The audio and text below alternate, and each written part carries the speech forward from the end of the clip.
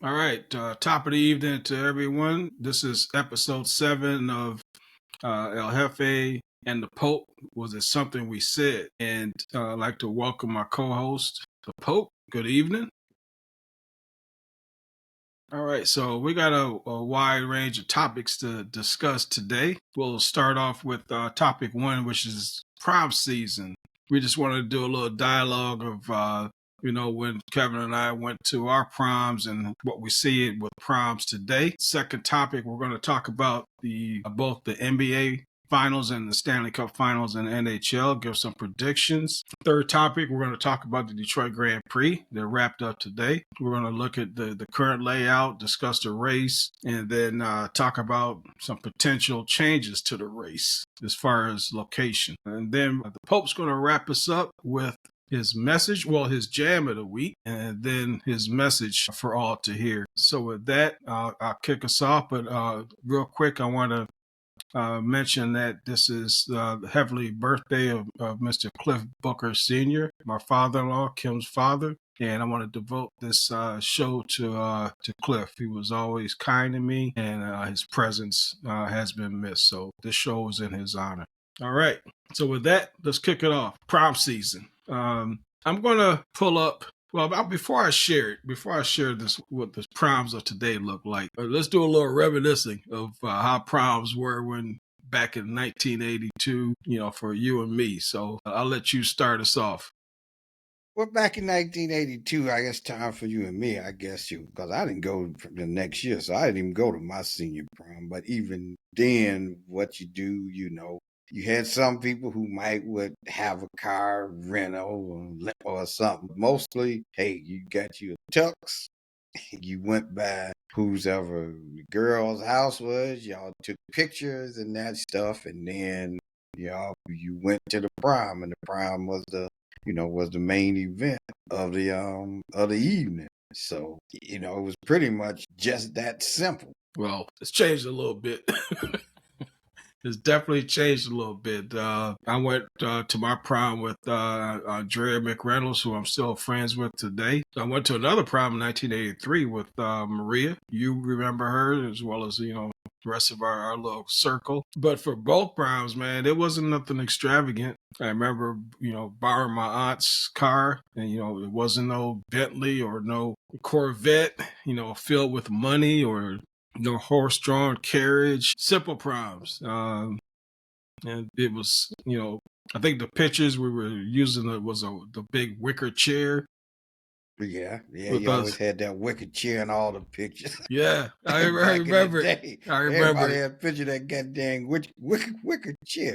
I'm going to dig those pictures up for a future episode just to show it. But it was fun. Like I Yeah, said, Maria and I still keep in touch to this day too. But it was, it's an event you don't forget. But things have evolved significantly. yeah, they have, and you got the girl of Corsage and that stuff Right. too. And so, yeah, when you first mentioned this topic, I kind of thought, yeah.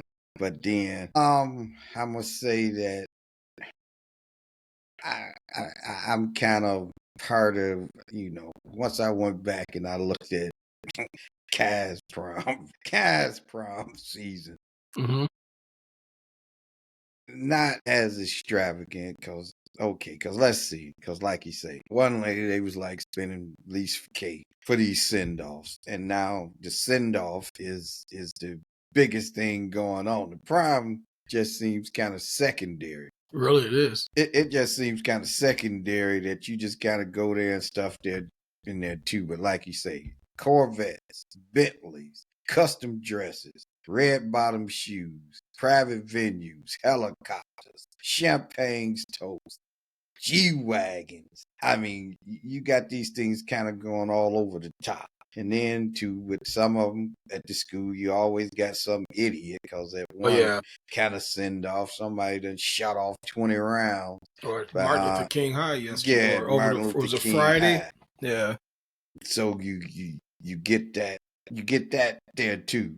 But I will have to say that these things are kind of part of, like you say, this is just the send off and kind of message there. It's a But culture change. It's a culture shift. it's a culture shift. But hey, Kai had expensive dress. I know I bought it. Mm-hmm. Didn't rent a car, but through just knowing she had a drop top Audi, she went to the prom. Didn't have a public place, still was kind of based off of the home thing. Took pictures there, but friends, family, and stuff was over there too. So I can remember going back, pizza, all the other kind of stuff there too, to kind of have her a send off, and it was just kind of a way for friends and family to kind of share in the moment with them. And all of these things got kind of ultra Well, I could. exclusive in there too. That's my favorite one. I'm gonna go to right here, Beauty and the Beast. But if it wasn't for Andre, he was a photographer. Come down to shoot, the girls' proms, going off here. Yeah, I remember cars everywhere. I think for the first one, for Ashley's, we had some little finger foods, but that went away as we progressed because there were too many people coming in and out the damn house.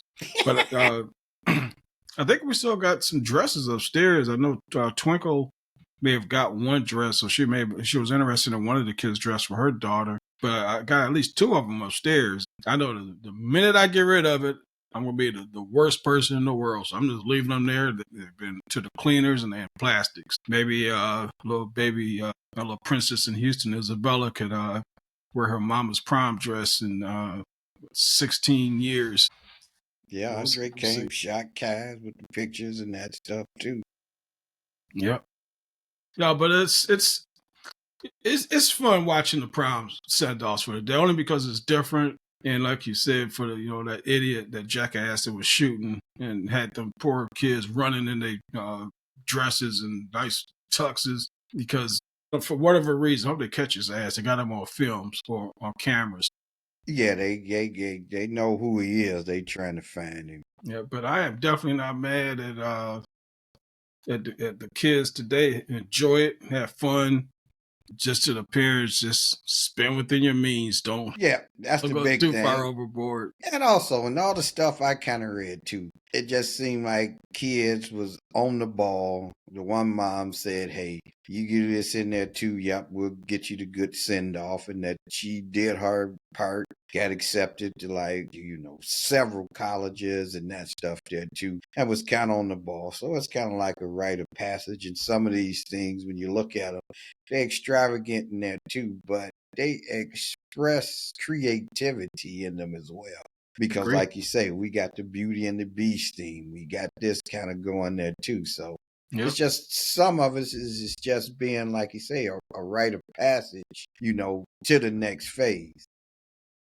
And a lot of it is too, it's been known, especially in some neighborhoods, is just celebrating Black girlhood. And this is their kind of time to, hey, get dialed up, custom dresses. It's our version of ball. Right. And and as things go too, and as more exposures you get to things too, let's just face it, you see more things what's out here and that they want that as well. And then too, as far as economic goes, I mean, you do have some parents and that stuff who are more economic well off than others and able to do certain things as well. So, it's still just a derivative of people who have money and what they do and that kind of stuff there too.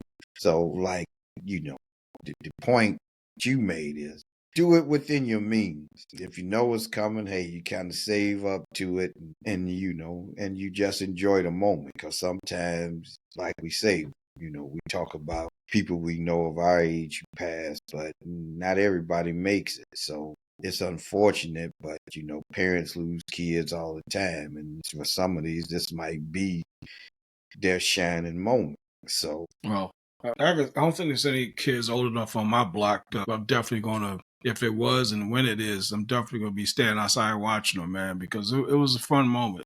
So I'll look. I would definitely look. Yeah, me too. It's definitely, like you say, definitely a proud moment of whatever too, and it's to help them celebrate. their accomplishments and smell the flowers, along the way. Yep. All right. Well, with that, let's get into topic 2. And yesterday, the Pacers put the Knicks to sleep. And a few days before that, Florida won their way in, along with Edmonton, into the Stanley Cup Finals. So OKC versus the Pacers and the Florida Panthers. It's a repeat of last year's NHL Finals, Panthers v. Oilers. So let's start with the basketball. Who you got? I don't know. I was asked this question earlier. OKC is the favorite, but the way these games is going, up and down, hit or miss, Indiana, like you say, they ran off with the Knicks and this one, put them down there. So this is the matchup that I wanted to see. I wanted to see Indiana because I felt Indiana has a similar style, has a deep bench, and that can kind of match up and kind of run with OKC.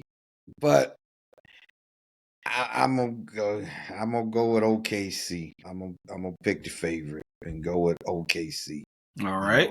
But the good refreshing thing is, these are two new teams that's in there. So somebody's about to be a new champion. We got to hear about LeBron. We're going to hear about, the Boston Garden and all that mess. Yeah, the young Thundercats put that to rest. Yep. They knocked they sure that did. out. Yeah, they go. We got Luka now. Yeah, we got a 9. Not enough. So Steph, yeah, you got hurt. And Jimmy Butler, but that's done. Not enough. That's done. So it is good to see that they're stepping up and say, it's our time. All right, so you got OKC, and I like OKC as well. I like them in 6. It's going to be some high-scoring, entertaining games. The betting line so far, for entertainment purposes only, OKC is minus 750. So for those that aren't familiar with those type of numbers, if you were to place a wager on OKC, you would have to bet. If you bet $750, you would win 100. Conversely, if you think the Pacers are going to win, and this is win the championship altogether, if you bet 100 for the Pacers to win, and they do win, you win 750. So that's how that minus 750 works. I like the depth on both teams, but you got the MVP and Shea, and he's got a good supporting cast. The Knicks may have worn down the Pacers a little bit, and you got some injuries too. Came out of last night's game. But I think it's going to be fun watching them go up and down the court. I like the coaching of Carlisle. It's going to be entertaining. So, right, OKC championship coach. Yeah. You mentioned the betting odds. If I had to bet, I would take the bet with Indiana. I'd bet the 100 to win the 750. Absolutely. I wouldn't take the 750 to win 100. That's backwards to me. I just take the chance on, shock the world. Right. Hey, it could happen. It could happen. Yeah, it could happen. I mean, you got Carlisle, who's a championship coach. You got, OKC, it's their first time there. So this coach, can they but like you say, they gonna run up and down, and you got there too, and you got, Kelly MVP. Yeah, the Pacers ran the Knicks, so they got tired. Carl Anthony was hurt. Brunson was a defensive liability, but shit, he put up some points to offset it. Yeah, but the thing that I'm gonna say, even though the Knicks lost, Carl Anthony, once he started driving to the basket and stuff, they couldn't stop it. Nope.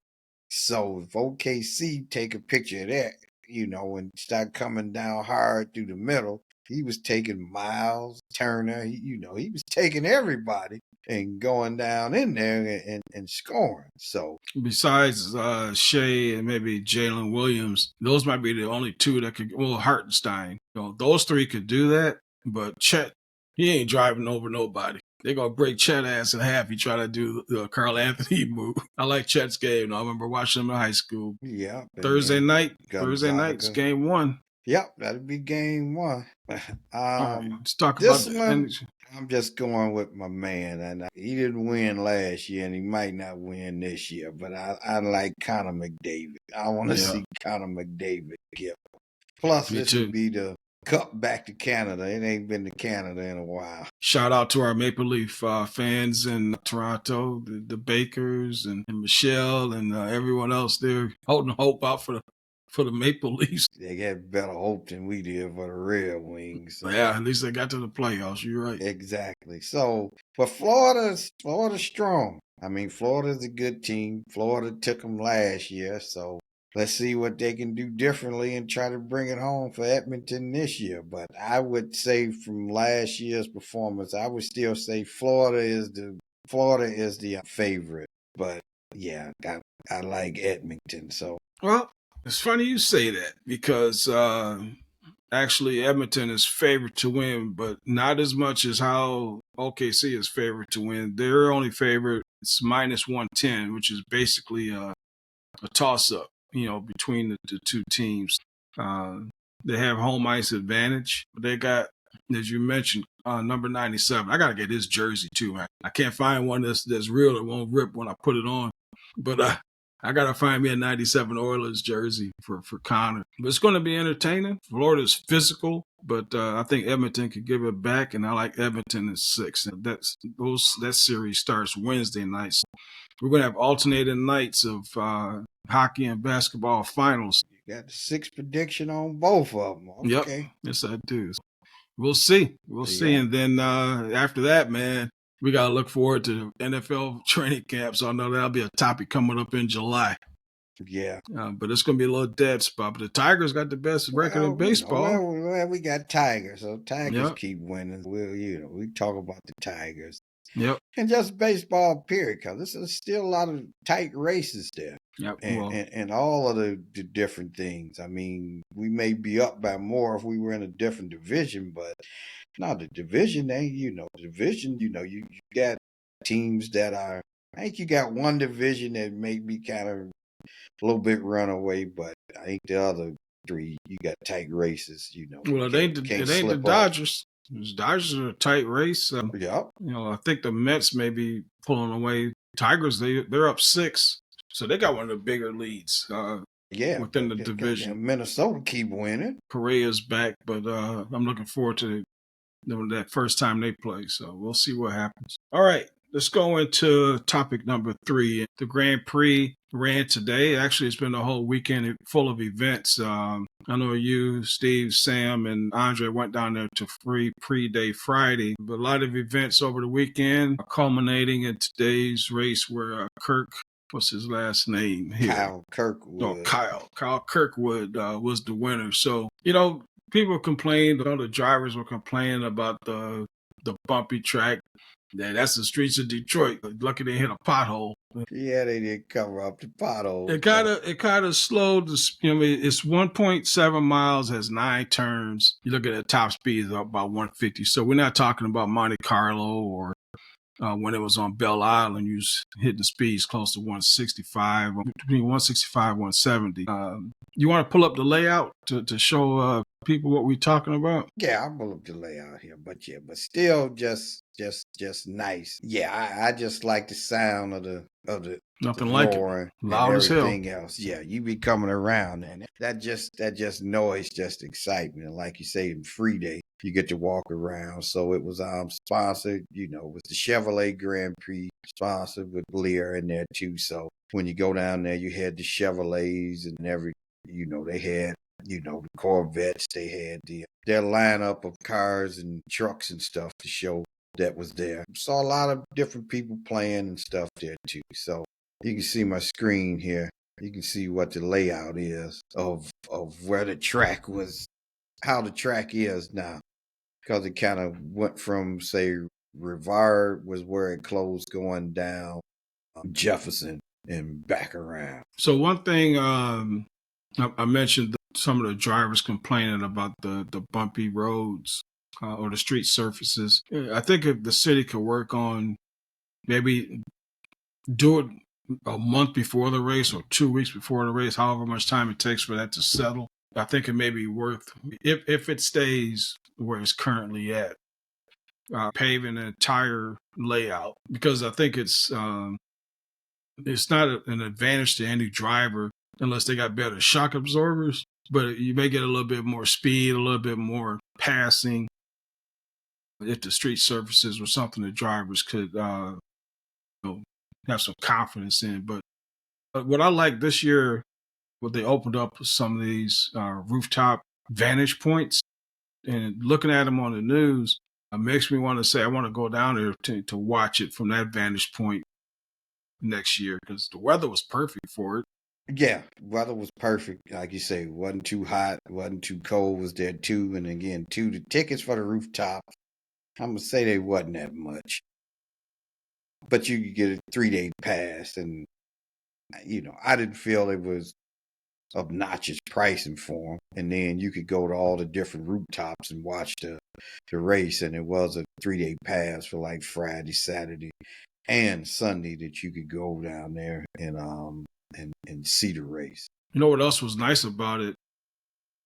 I heard one of the I guess the chair people for the race mentioned they had several spots where the viewing was free. Unlike those greedy fuckers out in Vegas where they put up screens and hotel windows and on overpasses, walkways, so people can't look down to see a damn race. So I think that was a classy move on the people that put together this Grand Prix to, allow some free vantage points because not everybody could, afford the tickets, and just getting the kids down there and some adults and Right. the good thing too, you ain't hear about no foolishness going down there. No, you didn't see any foolishness. You had presence. Everybody was there, friendly. Hey, take a picture here. Yep, do this here too. So no, so it was a good day, good crowd to be around and just enjoy the city. Because really, after that, we kind of walked around, went ate at Fixins. Then we went to cigar bar, had a cigar. Mm-hmm. Then went to Gillies. Had Okay. there, so we just kind of walked because generally we park at MGM and then we walk from MGM. That was the first time off the couch, so I was tired when I got on. You walk with that fool Andre. He could have walked from home down there and wouldn't be tired. You'll never have me walking with his ass. So, but yeah, so it was just a nice event for the city, and it's back in the streets where it was originally in 1982 when it came. I mean, you got the IndyCar series now, but back then it was Formula F1. It was the F1 circuit that came there too. Still some of the same kind of complaints about the streets and the bumpy roads and that too. But y'all professional drivers. As long as it's something that's not safe, I look at it as, hey, make the golf course harder. Y'all professionals. You do this for a living. I didn't know that. A little bit of venue maneuvering is good. I didn't know these cars didn't have power steering. Watching one of the news segments. Yeah, no. I said, man, so there's a little not a little. I mean, I'm underestimating, but it's a physical strain on the driver. With no power steering. Coming out of these turns, and it's just like golf. People say you don't have to be an athlete to play golf, but I think if you're in shape, you could probably win a lot more than you lose. Yeah. But compare this course to, I know you heard the map of it, but you remember the Belle Isle course. Which do you prefer? I would say course-wise, with the scenic and stuff, on Belle Isle was cool, but I always liked it in the streets because I always thought that you got, like you say, more involvement with the people and everything. On Belle Isle, it kind of isolated the event. And even though you had people come, I just don't think it was as friendly as it is doing the streets. Because in the early years, we used to volunteer and work down in the I remember on the streets and all that too. So, well, I ain't volunteered, but I remember going down there in the 80s. I'm a fan of it being on the streets like it is now. Shut the streets down, have it in the streets. Like you say, you just see more people out, more businesses and those type of things, hotels and all that stuff kind of benefited more because, it was in the streets. Belle Isle, again, it was isolated. So you had a few people make money and stuff there too. So, but it didn't really spill into the streets as much because everybody was just bypassing downtown going to Belle Isle. And like you say, with some of those areas, even doing, the Sunday race where you could go and you could watch the race for free. It was just an incentive to get, people down there and enjoy the downtown. Well, if I was president or mayor or chairperson of making a layout change, I'd like to see this race run on the lodge. I like to get it from like maybe Grand River and then going south, going through the underpass at under Cobo, coming out, going down Jefferson. And then you could integrate some of this turn like with Atwater around the Renson and all that. And then take it right back up the lodge, to the Grand River. I don't know how many miles that would be, but you'll get some higher speeds. And I think some of the camera views coming in and out of that tunnel would be nice. The sound would be loud. But I think That's for sure. I think they should look at getting the lodge involved. Maybe do the lodge part of 75, just something different. The only thing is you get these fools out there. Well, they already pretend they're in the Grand Prix anyway on the lodge. It wouldn't be anything new. Well, yeah, I'm in the truck series when I'm on the lodge. Yeah. Yeah, lodge ain't holding them down. Nope. None of the freeways is holding them down. You get 690, 690. People be moving. All lanes. There ain't no slow lane. No, ain't no slow lane. People be moving, and you get over to the side. Yeah. Man, what you doing? Yeah, but I want to push for the lodge for one of these upcoming races. So we'll see. But also, too, the pole setter, I think he came in fourth in the race. The one who was the pole setter for the Grand Prix. What was his name? Colton Herter. Okay. Yeah, he came in third. Now he came in third place, and then Alex Palou, winner of last week's Indy 500. I think he crashed out of the race and finished 25th. I think he lost a wing or something, or the wing lost him. Yeah, but he is the points leader and stuff. But he crashed out there too. And then I think Kyle Kirkwood, I think this was his second win of the season as well. Yep, number 2. But from the vantage points, and you're right, the rooftop is a good place to watch it from because you can kind of see over there too. Because when you kind of get down to the little turns, you're going to see them for a minute. There comes you can hear them though.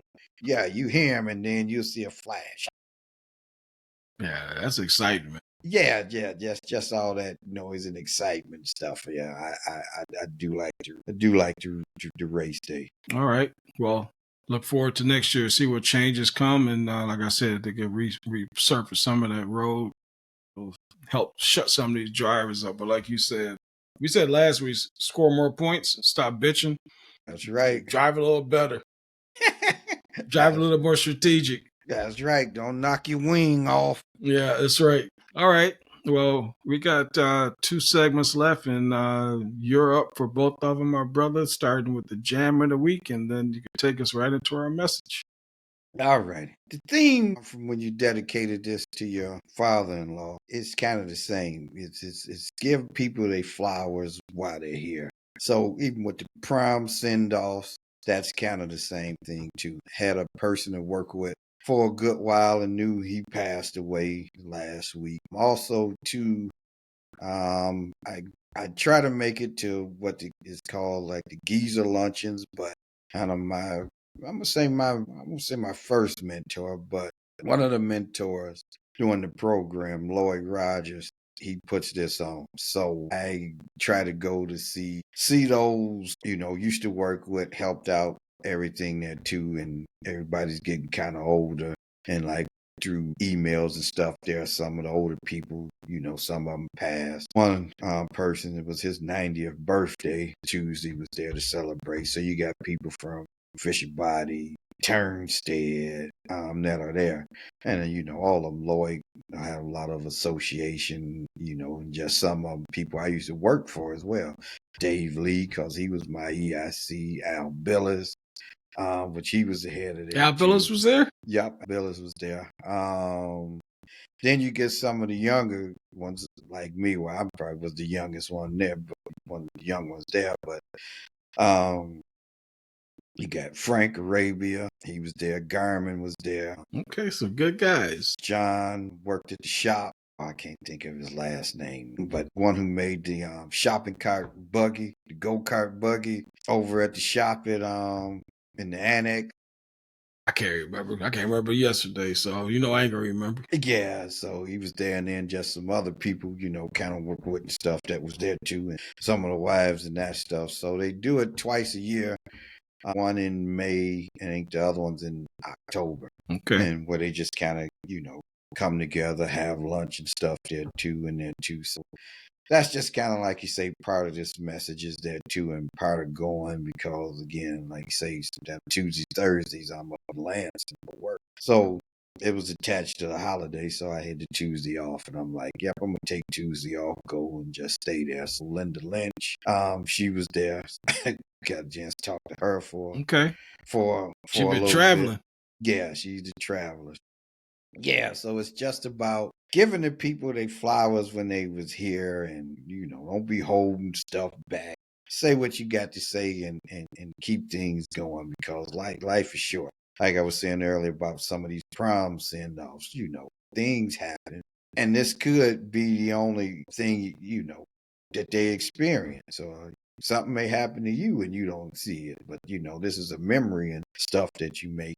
You'll never know. And you'll never know. So it's just these experiences, and that, yeah, if you've got somebody you celebrate, you give them their flowers and stuff there too, because you never know with traveling, and anything can happen there too. So kind of with that, jam of the week, my jam of the week today, it's not music. So You gonna sing? no, I ain't. Well, nah, it ain't gonna sound good if I do sing, But I think back in, I'm gonna say 2004, around in there, I got this book. It's called Book of Thoughts, a book of quotes. So I got a bunch of just stuff to just write down. Just something might hit me randomly. I mean, asking, talking. Hey, yeah, put that in the book. So just a bunch of different quotes over the years. Books probably half through the empty book, or filling it up with stuff. But then also too, I just kind of ran across something that I just remember with traveling and stuff there that I kind of wrote with Kai. So I think my jam of the week is gonna be that thing I wrote for Kai back a while back, and it was called The Biggest Part of Me. And also too, I'm reading this too, because also like in Lansing, we go to a cigar bar, and they start doing their how spoken word poems and other kind of stuff. But first time I kind of went back there in the winter time, I got up and read some stuff that I kind of wrote and stuff there too. So I see this as sort of a form of art and a jam too. Wedding we went to yesterday, the guy had like a spoken word, speak some stuff there. I mean, my man was good, and he had his 3 phases of relationships. And he got a little graphic in there too when he was speaking. All the old people was like, "Ooh," Yeah. and stuff there too, but just another form. So I'm gonna give some flowers to my daughter, which I call a puppet, and this is one I wrote for her called Biggest Part of Me. Every new sun rising, I'm forever realizing that you're the biggest part of me. From the day that you were born, my feelings have never been torn because you're the biggest part of me. Continue to believe in me even when your eyes can't see because you're the biggest part of me. Being your dad, for me, there's nothing better. Don't worry, we will always be together because you're the biggest part of me. Even when I'm out of town or the fact that we're apart, don't frown. You are forever in my because you are the biggest part. With every step I take, you are my legs. With every thought I think, you are my mind. With every word I speak, you are my mouth. With every breath I take, you are my life. I love you, my daughter, because you're the biggest part. And that's my jam. That's for beautiful, the week. man. That's fucking beautiful. I remember when Kai was born, and he's the happiest person, man. And I know she means a lot to you and Yvette, and that's beautiful. I'm gonna let you do a mic drop on that one. Well said, and I love it. It's better than any song we could have put out there this week, my brother. Beautiful. All right. Well, with those great words that you wrapped us up with, this will wrap up episode 7 on this June 1st, 2025. I look forward to talking again next week. And thanks again for all the feedback from family and friends. The criticism makes us better. We don't take nothing personal. We too old for that. And if we do, so what? We don't give a fuck. Just like we said about the other people, score more points. That's right. That's right. Drive better. So, let us know what your thoughts are in that too. So don't worry about hurting our feelings. So, can't be hurt. No, can't be hurt. We'll get over it. That's right. All right, my brother. Don't worry. So love you, and like I said, have a good week, and we'll do it again next week. All right. All right, El Jefe. Love you too, and until next week. There you go. All righty. See you. See ya.